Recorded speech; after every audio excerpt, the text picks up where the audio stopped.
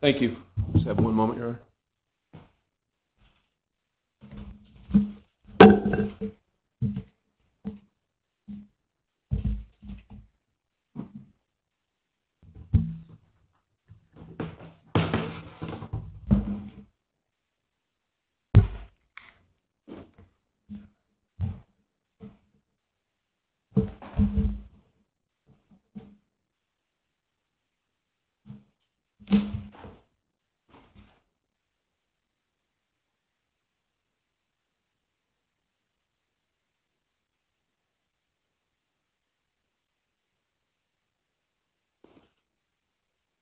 Good afternoon. I'm amazed at some of the things that I just heard. I'm amazed. But I think that last slide, saying that I'm going to stand up here and ask you for mercy, I would never do that.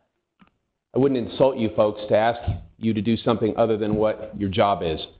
And I would never stand up here and beg you for mercy in this case. But that's what the prosecutor wants to believe. In fact, he stood there and he accused Sean and his mother of being liars. Right? He used a fancy word called credibility, but he called them liars. He stood up here and said that they contrived this whole thing, except when it was convenient. Right? Because Sean told you everything about these violent incidents. So they want to pick and choose the parts that they like. And I want you to keep in mind that there's a narrative that the people have in this case. At the end of this, I'm going to ask you to give him life in prison. But there's lots of good reasons why to do that. And remember, to take a life when a life has been lost is revenge. That's not justice. And the goal of this whole process is to find justice, the correct justice. And there's one thing Mr. Beecham did not tell you, and I kept waiting for him to say it. Why is the death penalty the correct decision? He never answered that. He never even brought it up. Make no mistake, this is a tragic case, right? We know how many losses we've had. This has affected many, many families. The Swanson family, the Anderson family, the Martin family. Melody, she lost her husband, her brother, her son, convicted of 3 murders, facing the death penalty. And Sean, the same. And the Swansons, they lost a man who knew nothing about the situation. He was just there doing his job. I will not stand here and tell you it's anything else but tragic. But remember, when you go back in the jury room and you're alone with your thoughts, you never, ever have to vote for death. You don't.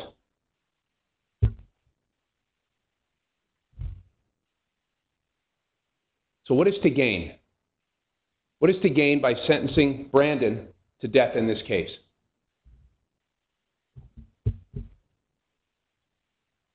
As much as everyone in this room would like to hit rewind and go back in time and undo many of the things that have been done, we can't do that. We can't bring back these great men.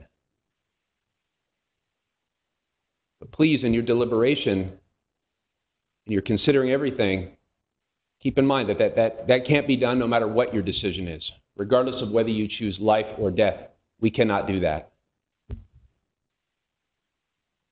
So your verdict a little over a week ago guaranteed one very important thing. We talked about this earlier. That is that Brandon will never, ever walk the streets again. We know that. He'll never be outside again. He will be in prison for the rest of his life. And keep in mind, he was 22 years old when he committed this offense. He's 27 now. He's got many years ahead of him. Those will be years that will be spent in prison.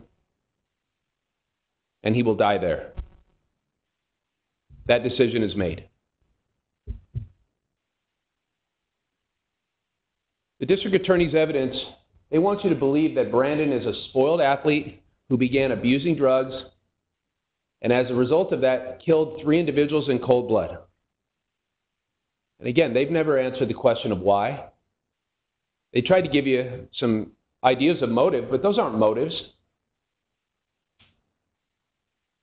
The DA, he opened today by saying these are the most horrendous and egregious crimes that seek the death penalty. They seek the death penalty. They make that decision.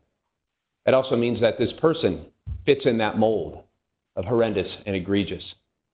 There are thousands of drug users that do not kill people. That's common sense.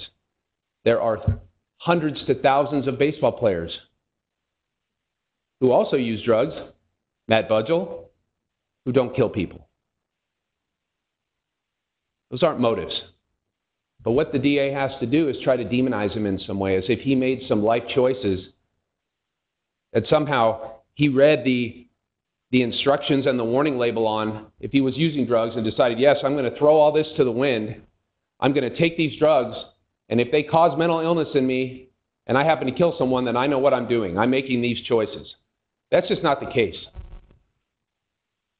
As Dr. Abrams told you, somebody who develops a mental illness like that already has a propensity for it. If they use drugs, marijuana was one, it's going to potentially accelerate that, but it's not going to cause that. A fact that the prosecution has left out. Why did they leave that out? Because they know that this is a sweet kid.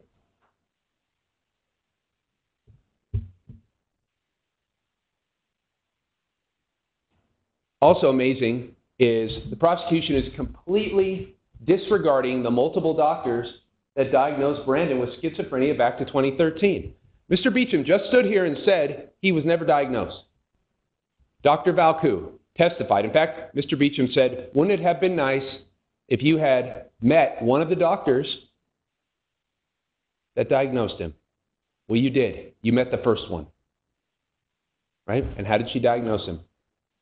Paranoid schizophrenia, delusions, hallucinations, all the things that Dr. Abrams testified to were present in that diagnosis. All of it. That's 2 to 2.5 years before these murders. And why is that important? We learned from Dr. Abrams that untreated, this disease gets worse. We know Brandon was treated with Abilify, and that helped him. And one of the things that sticks out to me that she said was sometimes people will take it and they think like the common cold, you feel better, therefore you're cured. But that's not the case. So he's not taking medication, untreated. Frankly, folks, he's untreated as he sits here today.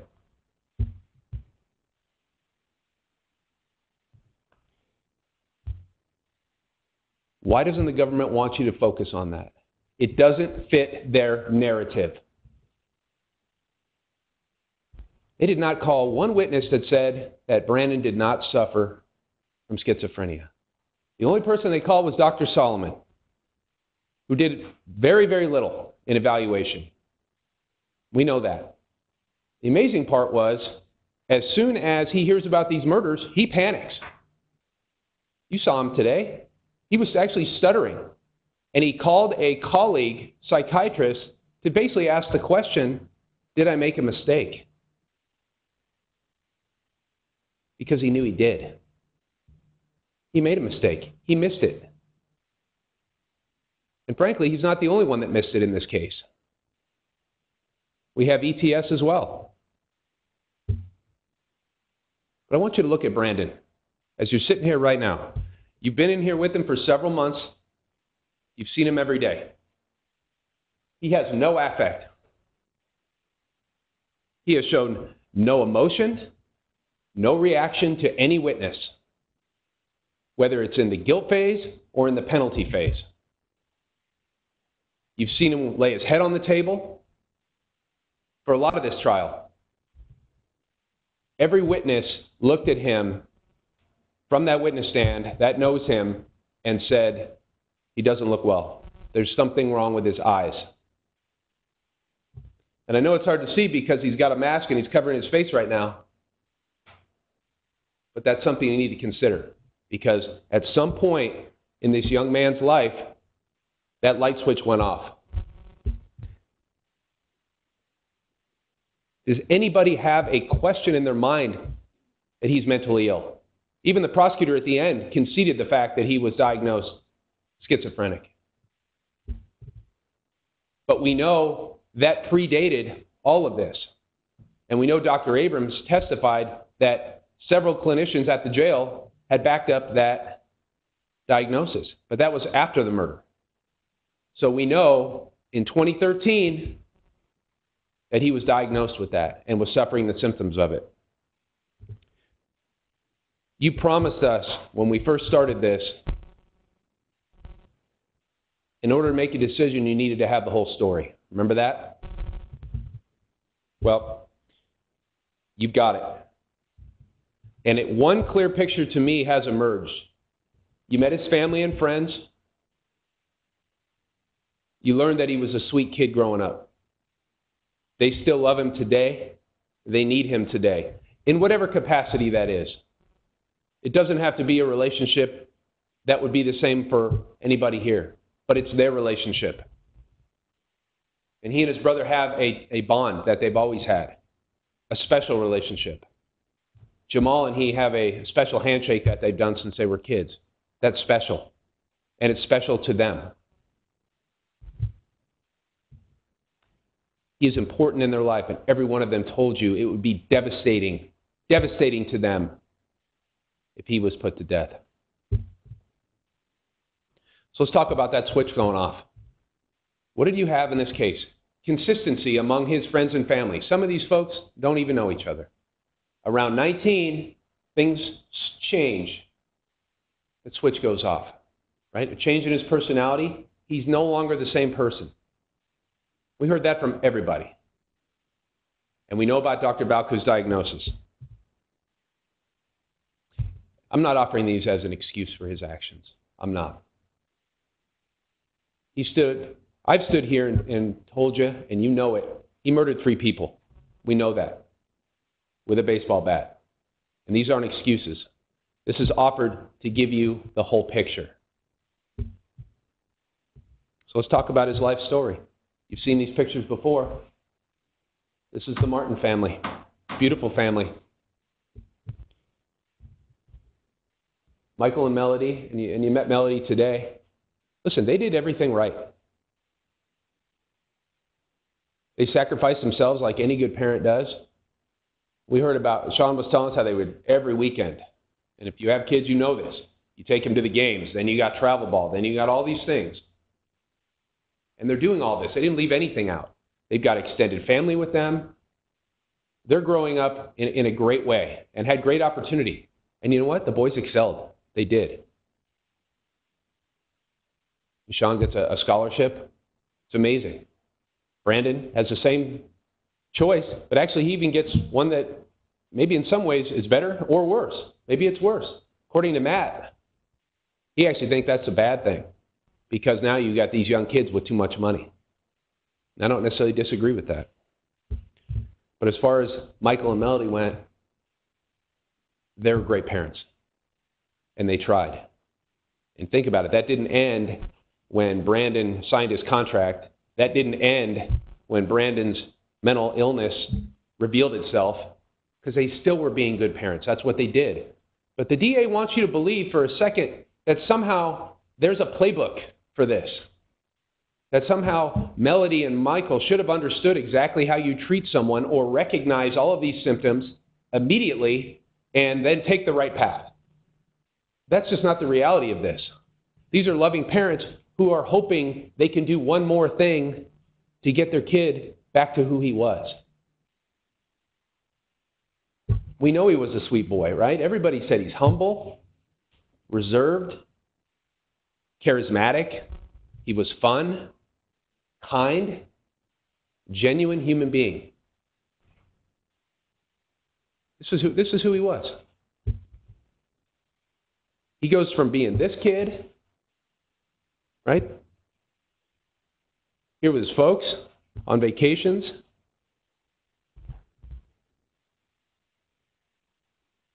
look at his eyes. This is the day he signed. Look at his dad's face. This is an amazing and sad photo because the man that is sitting before you today is not the same person. And you know that from the evidence. I love these pictures with Emily because they looked so perfect together. She looks happy, he looks happy. And again, if you look at him sitting here, his eyes are different. This is a kid who had fun playing baseball, and he was great at it. Playing with his brother. He goes from being that guy to this sick kid. Right? And this is right after he's arrested for the murders. You can see the wound to his face.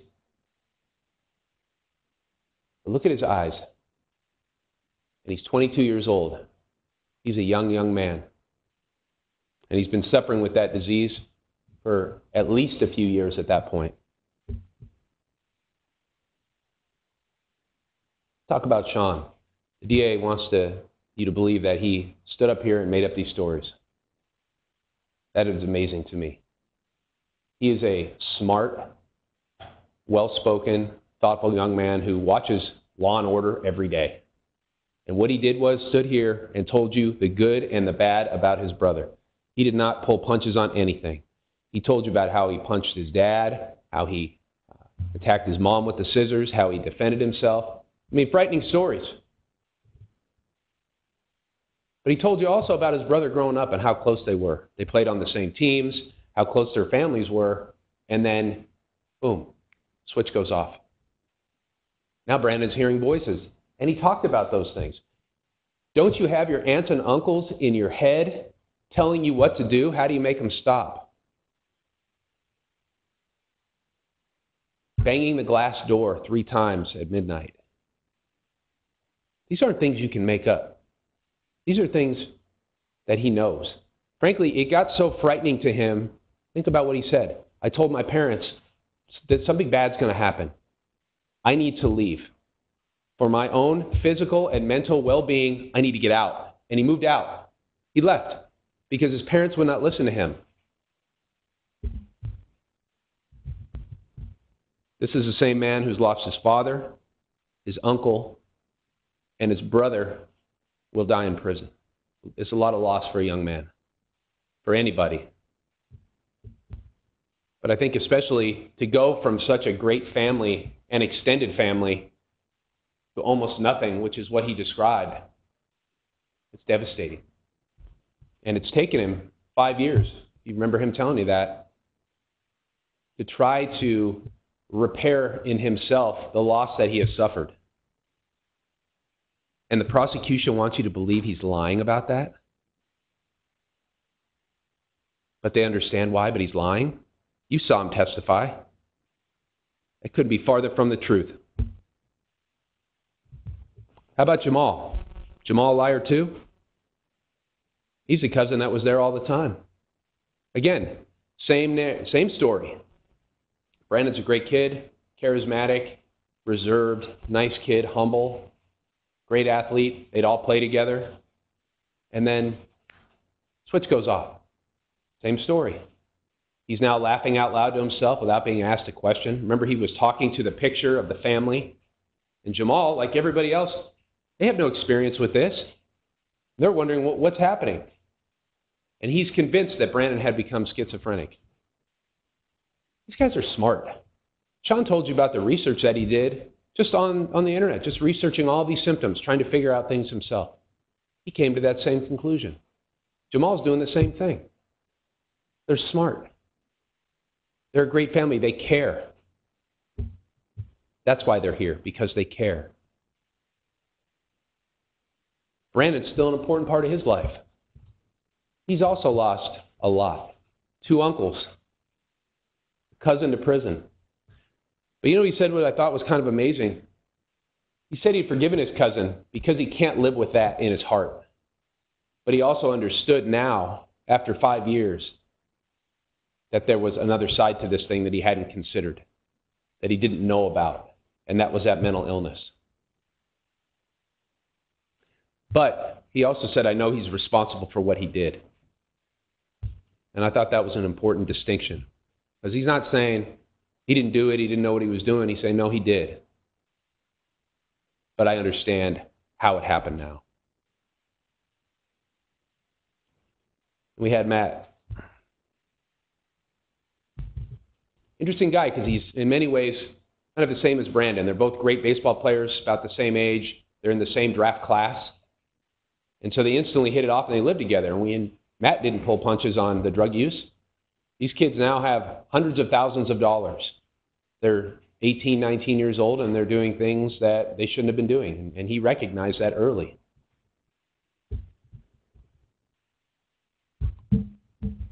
But they did the same drugs. They partied way too much. But he told you that Brandon's problems went beyond that. Something was in his head. He wasn't acting like he was all there. He was different. And again, this isn't a family member. This is a former teammate, roommate. He starts to see the same difference that everybody else saw in Brandon at 19 years old. He's off. He's edgy. Remember the white car incident he described where Brandon, he can't track cars, and then he's seeing cars, and he's looking at himself again. He's got no background with this, thinking, what is going on? Nobody knew. All they knew is he was acting really strange. Saw him a couple months before the incident, and Brandon was paranoid. He didn't look well. And you heard from Emily. Love at first sight. This is like an old-fashioned story, right? Meet in elementary school, start dating for 6+ years. I was taken when she said, Brandon is the love of my life. You think about it, he wrote her these cards, and she has kept them all these years, from junior year in high school. So this is Brandon, junior year, writing things like this to his girlfriend. Hey, baby, I just wanted to tell you that I love you, and I'm going to miss you while you're in Las Vegas, or in Vegas. Hopefully you do good, which I know you will. Happy Valentine's Day. He's a sweet kid. Even as a junior, he's a sweet kid.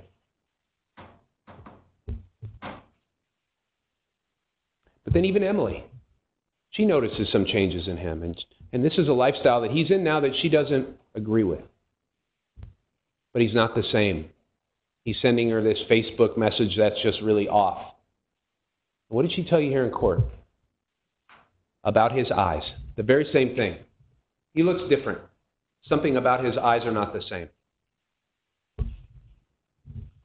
And again, why is all this important? You have clear history of a healthy, sweet boy that he was, to age 19, contrasted to what is sitting here today. An untreated, sick man who suffers from paranoia. He suffers from hearing voices on a daily basis. Not only hears them, but sees them every day. And again, the truth, as our witnesses have said, lies behind his eyes. It's just not the same person. Everybody has said that. But again, this doesn't fit into the DA's narrative. The government's narrative on this case is he's a spoiled drug user who just went and killed people. But they're missing everything about this man. Let's go through this history of mental illness quickly. 2013, Dr. Balku diagnoses him. 2015, 5150 hold for 41 hours, and he tells the nurse, Arias, that he hears and sees hallucinations, similar things daily. This is the intake nurse. This is the interesting part. No one at ETS follows up on this. They don't call Balku. They don't check in what's called a cure system for any prescriptions. No one asks mom for treatment. Just bring him in the door, take him at his word, and then make a decision. Well, I know Dr. Abrams, who has been doing this for 50 years, worked at ETS, he told you the difference, right? And again, we're not blaming them for what happened, but the system failed the Martin family because Dr. Rosario did not do any follow-up. I don't think she even read the intake nurse's notes, because the very same question that she asked and got a different answer, she did not compare that. And you can imagine if you're in a 5150 hold, you're being asked questions, real easy to just start answering them correctly. And the correct way is, get me out of here, because that's what he said. I want to leave. I want to go home. So instead of cross-referencing those, calling the doctor, finding out about this Abilify, checking with mom, they don't do any of that. Which, by the way, Dr. Abrams would tell you wouldn't do. There's too many red flags, right? You have violence against the parents. You have the restraining order. You have all of these issues which could have been found out, many of which were ignored. There were too many red flags to release him. And we know also, in addition to a 5150 hold, there's another option, a 5250 hold, which keeps him for 2 weeks. But the doctors have to do that, not give him a bus pass and say, good luck, you can get some treatment, maybe some outpatient treatment in maybe 5 or 6 days. How is that going to work? He just threatened his mom and brother. They keep him there for 41 hours and then release him and say, okay, you must be fine, because you answered my questions correctly. And we know what happens next. Immediately after that, we also know in the last 5 years, Brandon has been diagnosed by several different doctors in the jail being schizophrenic. And despite this, he hasn't received any medication. Dr. Abrams told us all sorts of options and ways that the staff there can get medication to him, and it hasn't happened. Why haven't they done this? He remains untreated as he sits here today. Dr. Abrams also testified to all the common symptoms of schizophrenia that are present: withdrawn, no friends, hallucinations, visual and auditory hallucinations. And that was by Valku and Arias. His cell is dirty, feces in the cell, won't leave his cell, won't cooperate with the doctors. I think when I asked him the question, he said it's easier for me to count the number of times that he actually met with the doctors. I think he thought it was about a dozen in 5 years. And they have a duty, as he told us, to see him every day. Also, a major symptom, because the person that's sick doesn't think they're sick. Remember that bus story he told us about, where he was at state prison evaluating people? What did he tell us? He asked the people, who here has mental illness? Raise your hand. 30 guys would raise their hand. 3 guys wouldn't. He only talked to the guys that didn't raise their hand. This is not contrived. And again, why is this important? Because the evidence is clear that Brandon is suffering from schizophrenia and has been since at least 2013. It's untreated. It continues to be so. And as Abrams said, if it's untreated, the symptoms continue to worsen. And we know he was suffering from this condition at the time of the murders. And now you have the whole picture. You know that.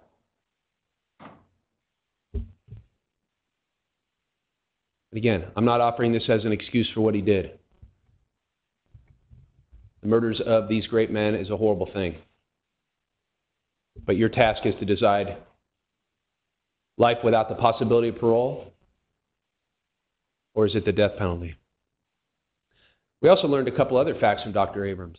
If he gets life in prison, he will receive treatment and medication involuntarily if he won't voluntarily agree to it. And again, this is coming from a doctor who has been a psychiatrist in multiple state prisons. He knows this system. And that's important because you can feel certain that he's not going to hurt someone again. He responded positively to Abilify back in 2013. That's what Dr. Valku said, and Dr. Abrams backed that up. Interesting, if he's given the death penalty, he may never get treated. Dr. Abrams told us that attorneys will routinely tell their clients to refuse all treatment. Remember, he was talking about writs and all sorts of things that they do. And I guess the goal is if they can keep somebody incompetent, then the law won't allow them to be executed, which is an interesting point I hadn't thought of before. We have given you all of this information to help you, to allow you to determine whether Brandon was suffering from mental illness at the time he committed these murders. There is nothing gained in this case or to any of these folks by giving him the death penalty. Think about what Sean said. If my brother receives the death penalty, it will destroy me and my family and everything I have worked for in the last 5 years to fix my life since the murders. Emily, Brandon was and is the love of my life. I can't even tell you how devastating it will be. Jamal, I love Brandon and have forgiven him despite what he has done because I know now that it was mental illness he was suffering from. And then Melody, you heard from her this afternoon. This is a witness at the prosecution. They don't want you to believe. They don't want you to like her. If my son is given the death penalty, it will be a dagger to my heart.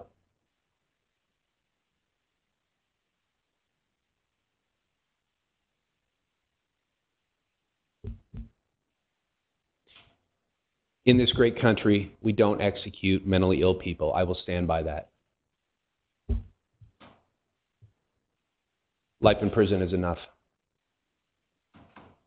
He will never get out. It's enough. That's the correct verdict. Thank you very much.